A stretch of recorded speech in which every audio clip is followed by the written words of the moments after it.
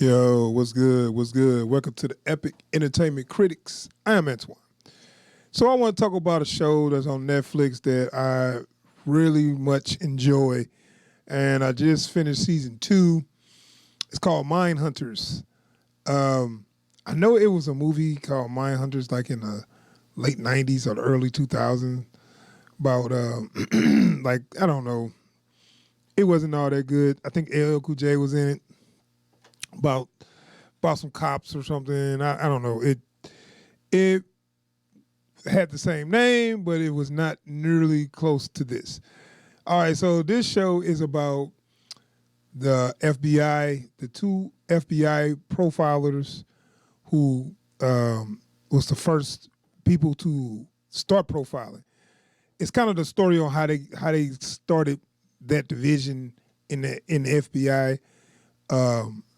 When law enforcement didn't work like that, they law enforcement was just like reactive. It was they waited for somebody to commit a crime, then they put the clues together to try to catch him. But this kind of put in the practice of talk to people that was talk to serial killers that was already in custody and find out how they think and what made them do what they do, and they can profile future serial killers to find out what they do or catch them, or they can narrow down their search on who they're looking for by having a profile on people by the crimes they commit, which they've been using since then, and it's a very effective way to hunt hunt these criminals. So I think that's I think it was a good idea, me personally, but the movie kind of showed how it all came into practice and all the stuff they had to go through to get it off the ground, and how it started off. People thought they was kind of like I guess people didn't take them serious. Law enforcement didn't take them serious, and now it's like one of the most practiced, tactic on law enforcement there is. So this is season 2. Season 1, like I said, was more about them getting going. Now season 2, which I like, I actually like this way better than season 1. I love season 1, but the reason why I like this better than season 1 because they're not just compiling profiles; they are actually actively in cases and trying to catch people that's actually doing it now.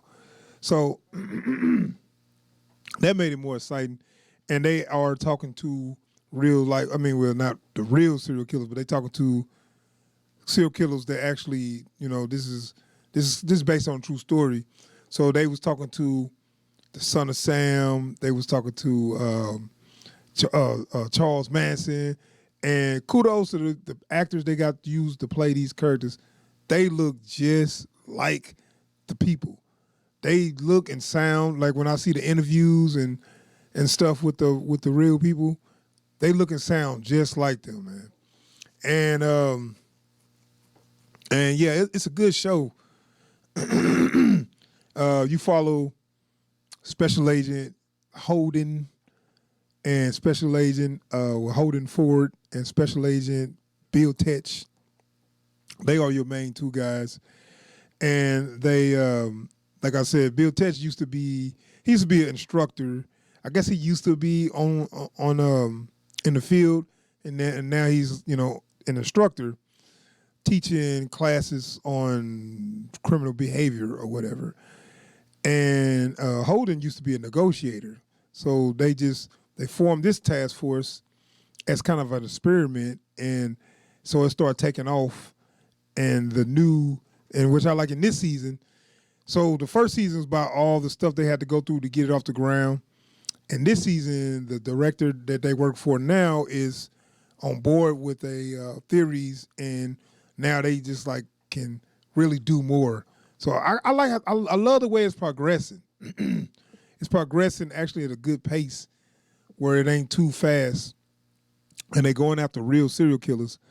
At this point, they keep on teasing the BTK killer, which wasn't not caught until like early 2000s. So you know that they didn't really capture him, but they keep having flashes of the BTK because BTK.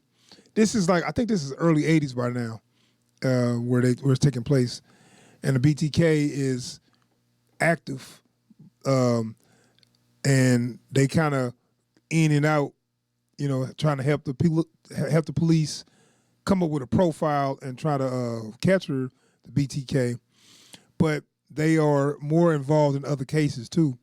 So one case in particular was his Wayne Williams case.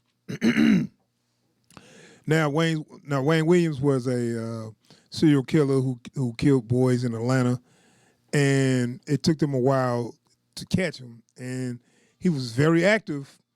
He was very active in Atlanta while they was going after him. So he was real arrogant on, he didn't like when he found when the police was closing in, he didn't stop. He kept on doing it because he thought he was just too smart. And and I really like. So the second half of the series was more focused on how they caught him. Now they was real active in the investigation to catch him.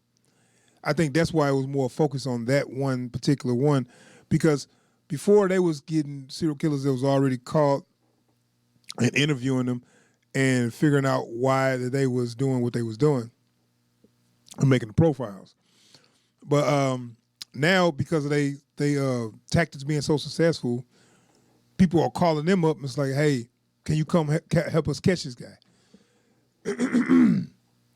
So, and I really, like I said, I really like the actors that played these characters. I really like the actors that played they did a great job on getting somebody who looked just like the actual killers, actual serial killers. Because the guy who playing Wayne Williams looked just like him. And when you see interviews and see footage from, when he was captured and all that, dude looked just like him. He had the same clothes on, matter of fact. I saw his mug shot. He had that same shirt on. So I think they did a great job on portraying these real life people. And when they did Son of Sam, the guy looked just like Son of Sam too. I'm not sure what he talked, how he sounded when he talked, but pretty sure he was pretty close. Yeah, the second half of the show was focused on their investigation to capture Wayne Williams. Now, as you know, he got caught, and they played this big role in it. So it was all about them. It was all about they work with the Atlanta police to capture this serial killer. So it was real good and real suspenseful. I mean, you knew how it was going to end, but it still was good on leading up to it.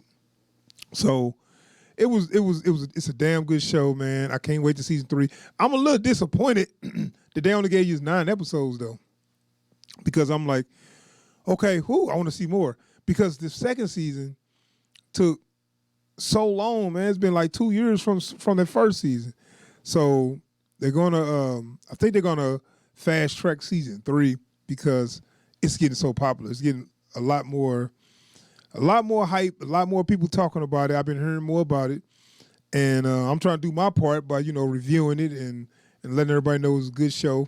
So if you're into like true crime and all that, you will definitely love this show. And me personally, I like procedurals, and I like watching the G-Man work, man. I always like watching the shows with the FBI because you got the law enforcement, but when the FBI come in, it'll be more procedural. I mean, it's more It's like they come in, they're gonna profile the guy. They're not just reacting. They're coming in, they're finding out. They're not just looking for leads. They're looking for who is this person without even seeing them. I don't have a witness, but by what he did and how he doing it, I can gather what this person looked like, where he lived, what his ethnicity, things like that. Like they just, and they was right on the money with the Wayne Williams. And that was kind of the problem with that whole arc was a lot of people in Atlanta was mad that it was actually a black guy because he was killing black boys. And, Atlanta got a big black population. So a lot of the black people was like, "What y'all just trying to flame a black man because y'all don't want the, they thought maybe it was the KKK or whatever. I don't know. But point is, um, it portrayed it well, and the FBI agent did his job and he profiled him, and he knew it was a black guy that was committing these crimes, whether you like it or not. He did his job, and and that's what happened. So and they caught the serial killer. So it's a good show, man. I recommend anybody watch it. It's on Netflix. Check out season 1. It's only 10 episodes, so it ain't like a 13 episode. And season 2, 9 episodes. I think one could be 9. So they're not too long, but they so good that you're gonna want to watch the whole thing anyway. So looking forward to seeing season 3. They keep on alluding to the BTK killer, but the BTK wasn't caught until like 2005, and so they didn't catch him. But I'm pretty sure they caught some other people.